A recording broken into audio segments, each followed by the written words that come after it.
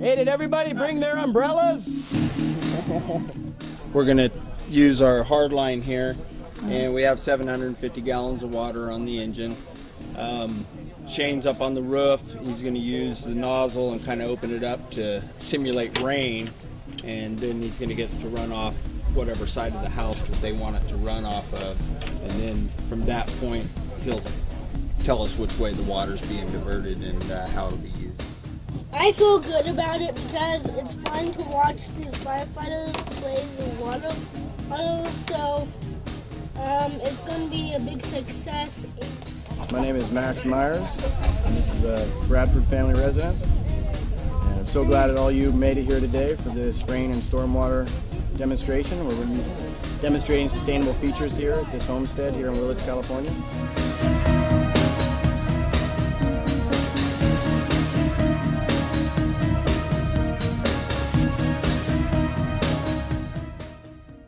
I'd like to make clear to everybody straight off, which is that here we are in a serious, one of the worst droughts on history, and we're spraying water on the house. So I want everybody to understand first that this water, the amount of water that we're so-called wasting today, is nothing compared to the amount of water that we're saving on this site and the inspiration that we're passing into the community. So first I'd like for people to understand that we are spraying some water during a drought, but none of that water is being wasted. It's all going to be saved, filtered, and used here on the site. And we're scheduled to have a really dry November, so this is going to help the site, and he's not going to have to turn on any irrigation during this next hot spell. So all the water that falls on this site is harvested on site before it leaves the landscape. And one of the problems with today's society is that we always want to flow the water away from the house. And in this case, we do have the water flowing away from the house, protecting the foundation, but as soon as it leaves the foundation, it starts to flow into the landscape, where we can hold it on site, recharge the aquifer, conserve our precious resources of topsoil and organic matter, and then also that water can flow into the landscape and feed fruit trees and other crops. So as the water flows off the roof, it often goes into drainage, which goes to fill these swales. And for more information on swales, there's some signage on the other side there. This is a water harvesting swale capturing runoff off the roof here. And then once it overflows, it goes to feed these fruit-producing plants along the fence there, which produce what we call a food-producing hedge, a fedge. In this hedge we have pineapple guavas, Chilean guavas, bayberries, and some lingonberries. There's actually some eleagnus, which are another type of edible berries, and most of these berries also fix nitrogen, so we're improving the soil as they grow. The idea of this site is that each year the site itself improves. It uses less water, it uses less outside resources of fertility, and it increases its yield of food and energy. This is the gray water system here.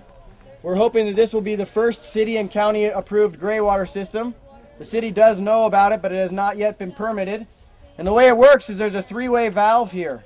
So the water coming out of the house can go into this valve and either go into the sewer like it does in the winter, or in the dry season now, we turn the valve, and you can see some signage for some more information here, but it goes through a constructed wetland back here where the next group of people are, where it's filtered, and then it goes through what I call a gray water creek, where it's filtered even further and feeds raspberries, and then it goes into a pond full of pond plants and duckweed, where it's filtered even further, and there's a pump on a float switch. So each day we can put about 50 gallons of treated gray water to irrigate the landscape, saving about 90,000 gallons a year of water. On this site, I'm sorry, it's more like 60,000 gallons a year just from using gray water. It's pretty phenomenal. So this is an experiment. What that was behind you is a traditional swale, and that's capturing the water running off of the landscape and the roof. And what a swale is it's a ditch on contour. So rather than having a ditch taking the water away from the landscape, it's capturing it as it runs down the landscape and infiltrating it into the soil. So that's a typical swale behind you, which is kind of a ditch. And this is what we call a walkable swale. So we want it in a very limited space in an urban design. All of our space is precious. So if we just had this as a ditch, it would make it much more difficult to walk on. It might be a tripping hazard. So in this case, we have a very deep swale, and it's filled with filter fabric, broken up concrete, and then a little bit of gravel over the top with these pavers. And these pavers were salvaged from the backyard. That way we can still percolate the water into the landscape and use it as a walking pathway as well. And then this is my favorite feature in the landscape, guys. This is how a permaculture designer gets to integrate children in the landscape.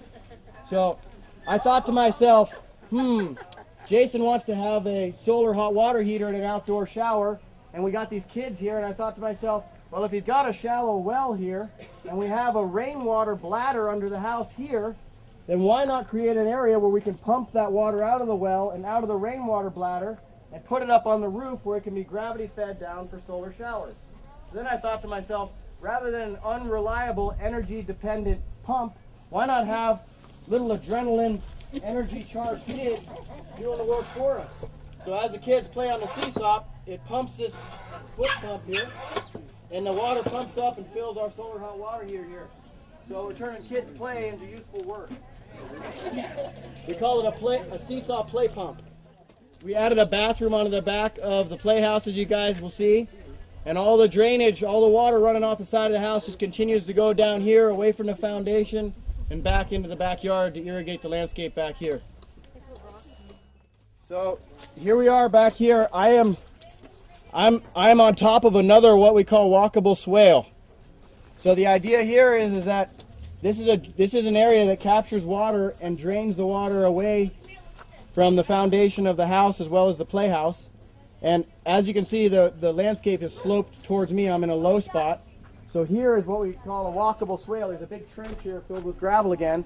So as the water flows in here, and as this fedge overflows, it overflows under where I'm sitting. And then that water can percolate into the landscape.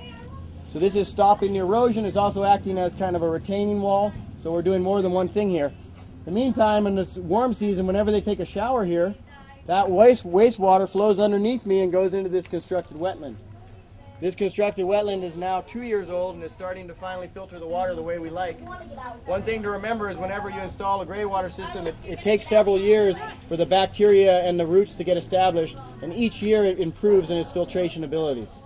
One thing I like about this system is that due to that switch, I showed you earlier how we can switch it from the sewer to the gray water. In the winter, when we want to flush this system out, flush up any built up sediment or any salts that may accumulate from the household soaps, we can flush that out by switching it to the sewer and allowing just straight distilled rainwater to clean the system out. And then in the spring we have a relatively clean system to start over with. So it's like starting new each year. So the idea is that it flows into this wetland. There's what's called a level controller here. So we can control what level the water sits at in this constructed wetland. And then once the water's been filtered, it slowly overflows into this gray water creek.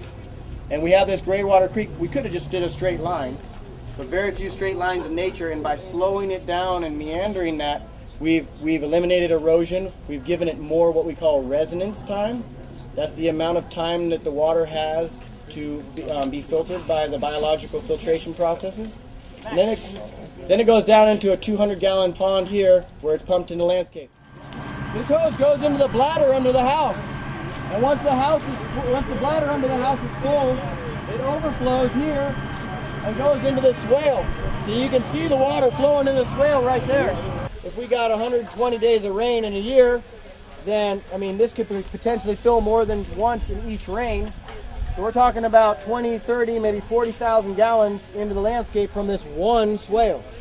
So you can see once you start, this site has 10 swales, 8 large ones and 2 small ones. So you can see just in the landscape, it quickly gets up into the hundreds of thousands of gallons that we're capturing. So the littlest difference can make the greatest effect. That's what I want everybody to, if everybody walks away with that one idea, then today was a success.